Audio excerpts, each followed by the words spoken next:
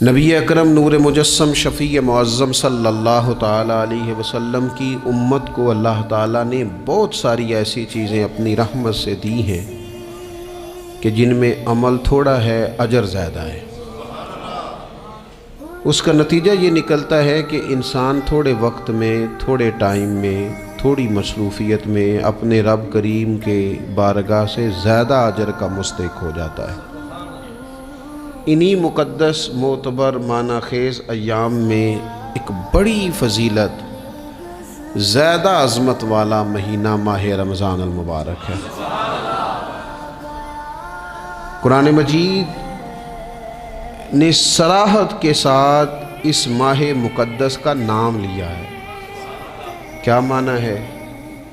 کہ یہ وہ مقدس مہینہ ہے جس کا میرے رب کریم نے نام لیا ہے، اللہ نے نام لیا ہے۔ شہر رمضان الذی انزل فیہ القرآن، فرمایا رمضان کا وہ مقدس مہینہ ہے جس میں اللہ نے قرآن نازل فرمایا ہے۔ اس ماہ نور، ماہ سرور کا نام نامی اللہ تعالیٰ نے قرآن مجید کے اندر ذکر فرمایا۔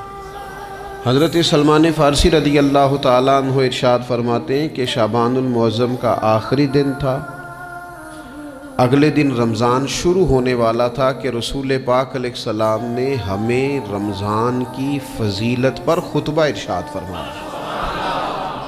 آپ اس بات کو غور سے سمجھیے کہ ایسا مہمان جس کے آنے سے پہلے اس کی فضیلت بیان کی جا رہی ہے، اور فضیلت کون بیان کر رہا ہے؟ امام الانبیاء صلی اللہ تعالیٰ علیہ وسلم۔ یہ صرف ہمارے دلوں کے اندر، امت کے دلوں کے اندر اس ماہ مقدس کی فضیلت کو اور اس کی عظمت کو بٹھانے کے لیے کہ پوری طرح تم اپنے ذہن میں اور اپنے دل میں ایک بات بٹھاؤ کہ ایک عظمتوں والا مہینہ تم پر سایہ فگن ہونے والا ہے، عظمتوں والا۔ حضور نے ایک دن قبل اس کی فضیلت بیان۔ ہمارے ہاں یہ ہوتا ہے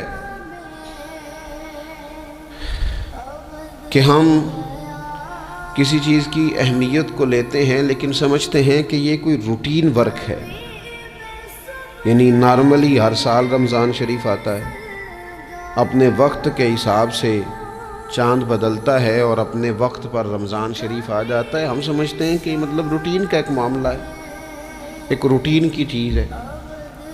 لیکن اگر آپ اس کو اس نظر سے دیکھیں گے نا کہ اس مہینے کے آنے سے پہلے، یعنی ابھی ایک دن بعد آنا ہے رمضان کو، اور آنے سے پہلے حضرت سلمان فارسی فرماتے ہیں کہ نبی پاک نے ہمیں باقاعدہ بلا کے خطبہ دے کے رمضان کی عظمت ہمارے دلوں میں بٹھا، یعنی فکری طور پر اور ذہنی طور پر امت کو تیار کیا۔ فرمایا تم پر ایک ایسا مہینہ سایہ فگن ہونے والا ہے جو مبارک ہے تمہارے لیے، باعث برکت ہے تمہارے لیے۔ تم اپنے آپ کو ذہنی طور پر تیار کرو کہ ایک ماہ نور تمہارے قریب آ رہا ہے۔ جو رمضان، اسلامی عبادات جتنی بھی ہیں نا، وہ مخصوص پوجا پاٹ نہیں۔ اسلامی عبادات میں سے کوئی عبادت بھی ایسی نہیں جس کا مقصد ہی ہو کہ آپ نے اتنے وقت سے لے کر اتنے وقت تک فلاں عمل کرنا ہے۔ جتنی بھی عبادات ہیں اسلامی، وہ اپنے دامن میں کوئی نتیجہ رکھتی ہیں، کوئی رزلٹ رکھتی ہیں، اس کے ثمرات انسانی زندگی پر مرتب ہوتے ہیں۔ انسان کو تزکیہ نصیب ہوتا ہے، اس کے باطن کو صفائی نصیب ہوتی ہے، اسے خیر کرنے کا موقع ملتا ہے، تربیت کے بہت سارے مواقع اس میں پائے جاتے ہیں۔ بہت سارے اسرار و رموز کے ساتھ اسلامی عبادات ہیں۔ یہ جو رمضان المبارک ہے نا، یہ جو روزہ ہے، یہ روزہ اپنے دامن کے اندر تربیت رکھتا ہے، تربیت۔ یا ایھا الذین آمنوا کتب علیکم الصیام کما کتب علی الذین من قبلکم لعلکم تتقون۔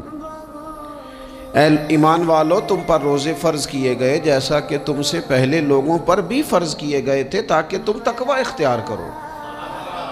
روزہ تمہیں پرہیزگار بنائے گا، تمہارے اندر سے جو نفسانی چیزیں ہوں گی انہیں نکالے گا، اور اللہ تبارک و تعالیٰ کی طرف تمہارے دل کا رجحان ہوگا، تمہاری روح کا رجحان ہوگا، تمہیں تزکیہ دے گا۔ روزہ انسان کی تربیت کرتا ہے۔ انسان کو روزہ ذہنی طور پر تیار کرتا ہے کہ اللہ کے حکم کے مطابق کھانا ہے، اللہ کے حکم کے مطابق پینا ہے۔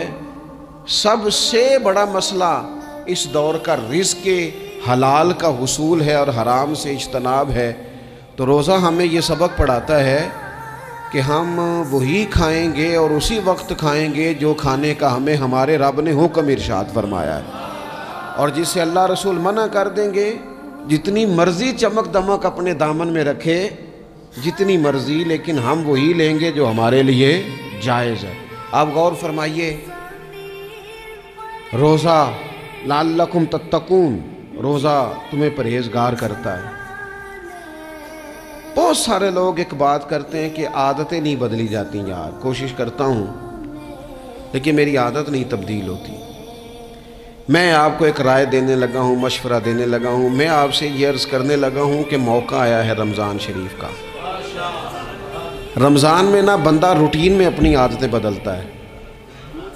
کسی کو سویرے 7 بجے کھانے کی عادت ہے، کسی کو 9 بجے کھانے کی عادت ہے، کوئی صبح ناشتہ نہیں کرتا، دوپہر میں ہی کھاتا ہے۔ لیکن رمضان آیا تو عادت بدل گئی، 7 بجے والا بھی نہیں کھا رہا، 9 بجے والا بھی نہیں کھا رہا، دوپہر والا بھی نہیں کھا رہا، سارے سحری میں کھا رہے ہیں۔ عادت بدل گئی، بالکل طبیعت بدل گئی، روٹین چینج ہو گئی۔ کوئی اٹھ رہا تھا صبح فجر میں اللہ کی توفیق سے، اللہ تعالیٰ معاف فرمائے، تو کچھ ایسے بھی تھے جو 9-10 بجے اٹھ رہے تھے، کچھ الحمدللہ فجر پڑھ کے چلو کسی وجہ سے پھر سو گئے، 10-11 بجے اٹھ رہے تھے، روٹین بدلی ہوئی تھی۔ رمضان آیا تو بدل گئی، سارے سحری میں اٹھ رہے ہیں، تہجد کے وقت سب کی آنکھ کھل رہی ہے، بالکل روٹین بدل گئی، حالات بدل گئے، معاملات تبدیل ہو گئے، اوقات تبدیل ہو گئے، دفاتر کے ٹائم تبدیل ہوئے، اسکولوں کے نظام تبدیل ہوئے، مدارس کے اوقات تبدیل ہوئے، ہر چیز کے اندر تبدیلی آئی۔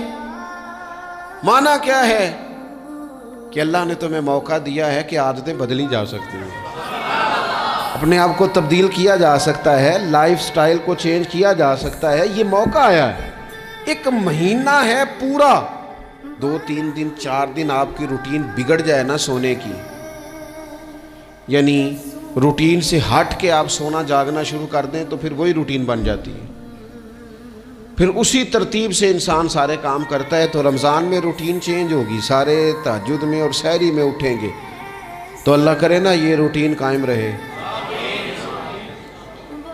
رمضان میں تو اٹھتے تھے سحری کرنے کے لیے، تو اللہ کرے روٹین بن جائے اور سارا سال اٹھیں تہجد کی نماز ادا کرنے کے لیے، اللہ کرے روٹین بن جائے، چیزیں تبدیل ہو جائیں۔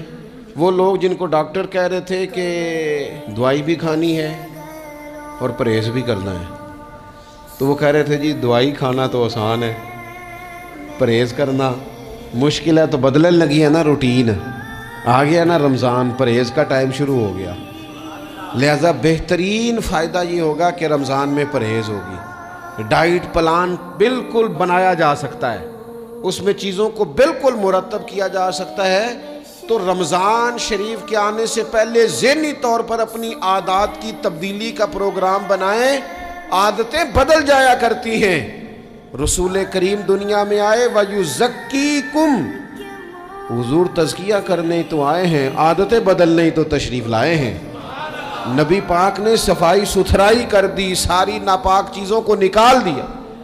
تو روٹین دیکھیں کہ رمضان میں تقوی کے حصول کے لیے اپنی عادات کو تبدیل کرنا ہے، اور اس کے لیے ذہنی طور پر اپنے آپ کو تیار کریں۔ وہ جو کہتے ہیں بچے سویرے نہیں اٹھتے، وہ روٹین بنا لیں، یہ موقع آیا ہے، ابھی سے ارادہ کر لیں کہ جناب ہم نے اس ترتیب سے اپنے گھر کو، ماحول کو، بچوں کو اس ترتیب سے ہم نے